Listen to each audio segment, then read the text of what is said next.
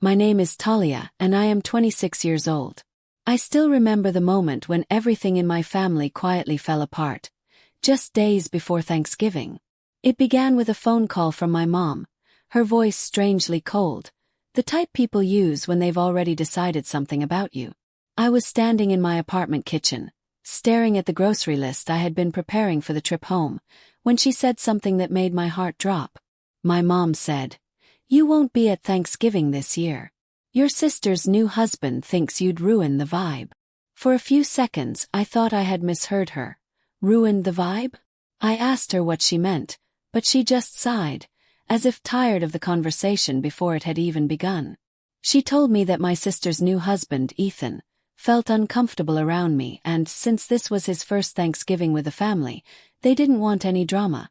Drama. I barely knew the guy. I had met him exactly twice. Once at their rushed wedding dinner, and once at a short family brunch where he barely spoke to me. Yet somehow I had already become the problem. I stood there, gripping my phone while my mom continued explaining things, as if it were perfectly reasonable to uninvite your own daughter from a holiday.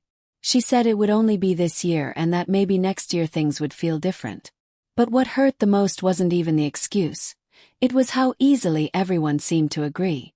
My sister hadn't called me. My dad hadn't called me. It was as if they had all quietly decided I didn't belong at the table anymore. I felt that heavy, familiar feeling I had known growing up, the one where I somehow ended up as the odd one out in my own family. I wanted to argue, defend myself, ask what exactly Ethan had said about me. But the truth was, I already knew how those conversations went. If I pushed, they'd say I was proving his point. So instead I did the one thing no one expected. I said nothing. I simply told my mom I understood and ended the call. That night, I sat alone in my apartment, the silence pressing in around me. Outside, the city glowed with early holiday lights, but inside my chest, it felt dark and hollow. I kept replaying her words in my mind.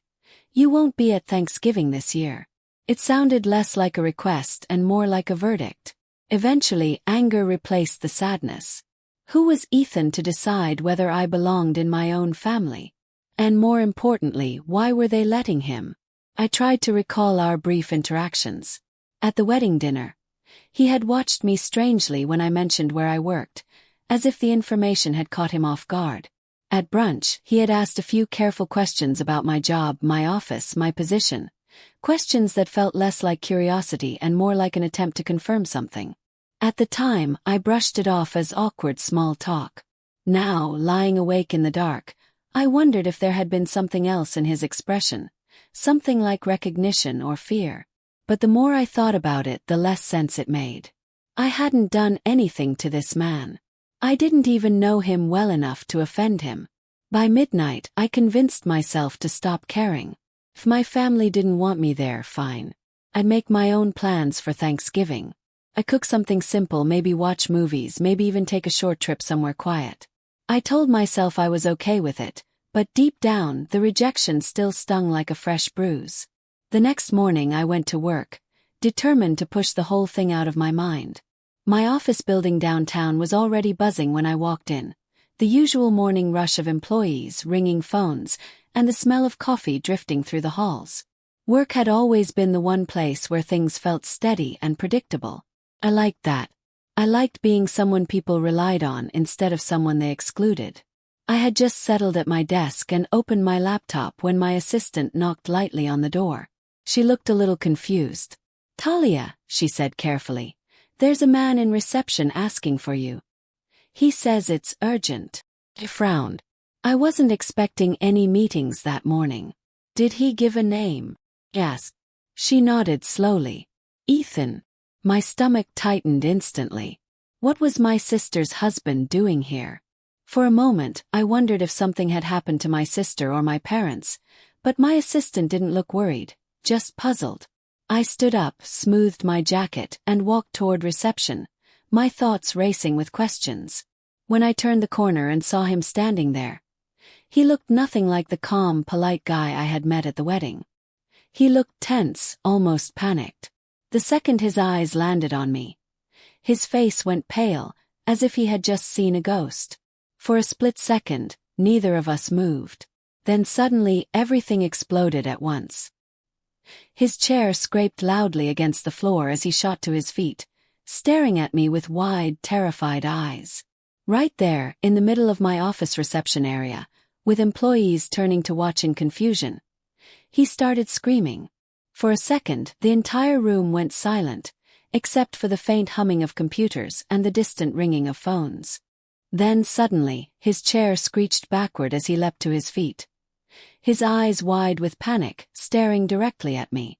And right there, in front of my staff and half the people waiting in the lobby, he began screaming because he had just realized exactly who I was. No, this can't be right," he muttered at first, shaking his head as if trying to awaken himself from a bad dream. But as I stepped a little closer, confused and attempting to comprehend what was happening, his panic intensified. You work here," he blurted, his voice cracking. I frowned. "Yes, I do. Why are you here?" The receptionist, my assistant, and several employees were watching us intently, sensing that something unusual was unfolding. Ethan glanced around the office lobby again, taking in the company logo on the wall, the security badges, and the quietly observing staff. His breathing grew rapid, and suddenly his voice lowered to a whisper tinged with horror. "You're Talia. Talia Morgan, the compliance director." I blinked. Yes. The moment I confirmed it, his face completely drained of color. His hands trembled so violently he had to clutch the back of the chair beside him. Then he uttered the one sentence that made the entire situation fall into place. "Oh my God. Your sister didn't know." At that point I wasn't confused anymore. I was irritated. "Know what?" I asked firmly. Ethan swallowed hard. "She didn't know you were the person investigating my company." The air in the room suddenly felt heavy. For a second I simply stared at him, processing the words, because yes, it was true. I was leading an internal regulatory investigation into a mid-size financial consulting firm suspected of fraudulent reporting. It was a complex case that had been quietly developing for months, but I had never once heard Ethan mention the details of his workplace. At the wedding dinner, he had only said he worked in financial consulting. I hadn't thought much of it at the time. Now, everything clicked into place at once. The strange looks he had given me, the careful questions about my job, the tension whenever our paths crossed. Ethan ran both hands through his hair in sheer panic. "When I saw your name on the wedding guest list, I thought it was just a coincidence," he said quickly, words tumbling over one another. "But then I saw you again at brunch and began worrying. I asked your sister what you did, and she said corporate compliance, but she didn't know the details. I thought if you came around the family too much, you might figure out where I worked." I crossed my arms slowly, letting him continue. "So, you told my family I'd ruined the vibe at Thanksgiving?" Yes. He looked ashamed but nodded. "I just needed distance.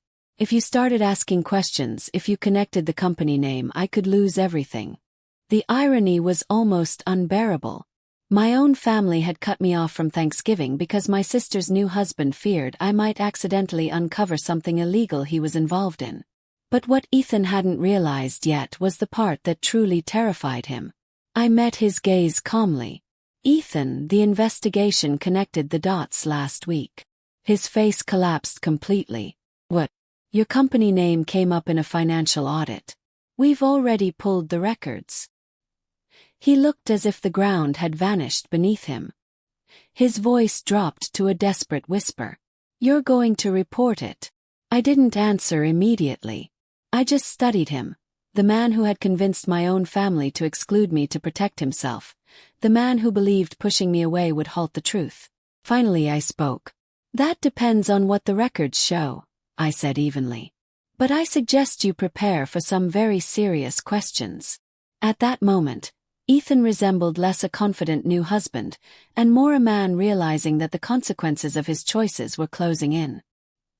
He had come to my office that morning hoping to confirm whether I was the Talia he feared. Instead, he had walked straight into the worst possible confirmation.